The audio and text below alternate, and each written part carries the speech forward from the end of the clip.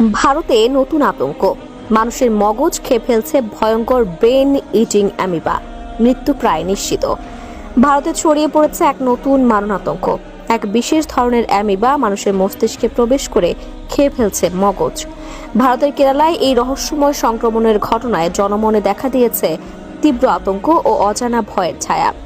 Times of ইন্ডিয়ার এক প্রতিবেদনে জানানো হয়েছে, ইতোমধ্যে অন্তত 19 জনের মৃত্যু ঘটেছে এই বিরল ও ভয়াবহ রোগে। বিবিসির প্রতিবেদন অনুযায়ী আক্রান্তদের বেশিরভাগই শিশু ও তরুণ প্রজন্মের। আর সবচেয়ে ভয়াবহ বিষয় হচ্ছে, এই রোগে আক্রান্ত হলে প্রায় নিশ্চিত মৃত্যু। চিকিৎসকদের ভাষায় এই রোগ থেকে বাঁচা প্রায় অসম্ভব। এখন প্রশ্ন উঠছে, তাহলে কি বিশ্ব আবারও এগিয়ে যাচ্ছে আরেকটি ভয়াবহ মহামারীর দিকে? এই ভয়ঙ্কর রোগটির বৈজ্ঞানিক নাম প্রাইমারি অ্যামিবিক মেনিনগুয়েনসেফালাইটিস বা PAM। এটি মূলত এক বিশেষ ধরনের অণুজীব অ্যামিবার মাধ্যমে ছড়ায়, যা সাধারণত উষ্ণ, দূষিত ও অপরিষ্কার পানিতে বেঁচে থাকে। এনডিটিভির এক প্রতিবেদনে বলা হয়েছে, এই প্রাণঘাতী অণুজীব শরীরে প্রবেশ করে নাকের মাধ্যমে এবং সোজা মস্তিষ্কে গিয়ে বাসা বাঁধে।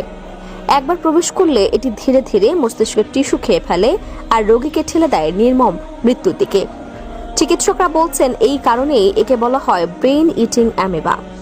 লক্ষণ প্রথমে সাধারণ, কিন্তু পরিণতি ভয়ঙ্কর। ক্লিভল্যান্ড ক্লিনিকের তথ্য অনুযায়ী রোগের প্রাথমিক লক্ষণ সাধারণ সর্দি জ্বর বা মেনিনজাইটিসের মতো, কিন্তু কয়েকদিনের মধ্যেই শুরু হয় ভয়াবহ উপসর্গ। মাথা ব্যথা, উচ্চ জ্বর, বমি, চোখের ঝাপসা দেখা, ঘাড় শক্ত হয়ে যাওয়া, খিঁচুনি, বিভ্রম এবং শেষ পর্যায়ে কোমা। সংক্রমণ শুরু হওয়ার পর মাত্র কয়েকদিনের মধ্যেই রোগী মৃত্যুর দিকে ধেয়ে যায়। বিশেষজ্ঞদের তথ্য অনুযায়ী মৃত্যুহার প্রায় 97%-এরও বেশি।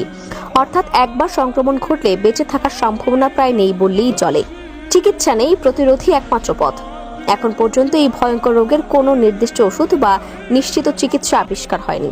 কিছু ক্ষেত্রে অ্যান্টিফাঙ্গাল ওষুধ বা পরীক্ষামূলক চিকিৎসা প্রয়োগ করা হলেও ফলাফল আশানুরূপ নয়। চিকিৎসকরা সাফ জানিয়ে দিয়েছেন, একবার এই রোগে আক্রান্ত হলে মৃত্যু প্রায় অনিবার্য। তাই এখন একমাত্র ভরসা প্রতিরোধ ও সচেতনতা। কেরালায় জারি হয়েছে সতর্কতা। কেরালার স্বাস্থ্য কর্তৃপক্ষ জনগণকে সতর্ক করে জানিয়েছে, নদী, লেক, পুকুর বা অপরিষ্কার সুইমিং পুলে অযথা সাঁতার না কাটতে, বিশেষ করে শিশুদের এসব পানিতে ডুব বা খেলা থেকে বিরত রাখতে, পানির ট্যাঙ্ক ও সুইমিং পুল নিয়মিত পরিষ্কার ও জীবাণুমুক্ত রাখতে। চিকিৎসকরা বলছেন, মাত্র 1 ফোঁটা দূষিত পানি নাকের মাধ্যমে শরীরে প্রবেশ করলেই এই প্রাণঘাতী অ্যামিবার সংক্রমণ ঘটতে পারে। এটি কি পরবর্তী বৈশ্বিক মহামারী? বিশেষজ্ঞরা বলছেন, এটি ছোঁয়াচে নয়, তাই কোভিড-19-এর মতো বিশ্বব্যাপী ছড়ানোর সম্ভাবনা আপাতত কম। তবে সতর্কতা ছাড়া নিরাপদ নয় কেউই, কারণ এই অ্যামিবা শুধুমাত্র পানির মাধ্যমে নাক দিয়ে শরীরে প্রবেশ করে এবং একবার প্রবেশ করলে থামানো প্রায় অসম্ভব হয়ে পড়ে। বিশেষজ্ঞদের মতে, দক্ষিণ এশিয়ার দেশগুলো, বিশেষ করে ভারত, বাংলাদেশ, পাকিস্তান, যেখানে পানির বিশুদ্ধতা ও স্যানিটেশন বড় সমস্যা, সেখানে এই রোগের ঝুঁকি ভয়াবহ বেশি। জলবায়ু পরিবর্তন বাড়াচ্ছে বিপদ। গবেষকরা সতর্ক করছেন, জলবায়ু পরিবর্তনের কারণে পানির তাপমাত্রা বাড়লে এই ধরনের প্রাণঘাতী অ্যামিবার সংখ্যা বিস্ফোরক হারে বৃদ্ধি পেতে পারে। এর মানে আগামী বছরগুলোতে এই রোগ আরো ভয়ঙ্কর আকার নিতে পারে। এখনই সময় সতর্ক হওয়ার। বিশেষজ্ঞদের পরামর্শ, পানির উৎসগুলো নিয়মিত পরীক্ষা ও পর্যবেক্ষণ করা, হাসপাতালগুলোতে দ্রুত শনাক্তকরণের ব্যবস্থা করা, সাধারণ মানুষকে সচেতন করা, আন্তর্জাতিক পর্যায়ে যৌথ গবেষণা শুরু করা, যাতে কার্যকর চিকিৎসা বের করা সম্ভব হয়। চিকিৎসকরা এক বাক্যে বলছেন, প্রতিরোধই এখন একমাত্র অস্ত্র। একবার আক্রান্ত হলে সময় খুবই অল্প। এখন বিশ্ব যেন অপেক্ষায়।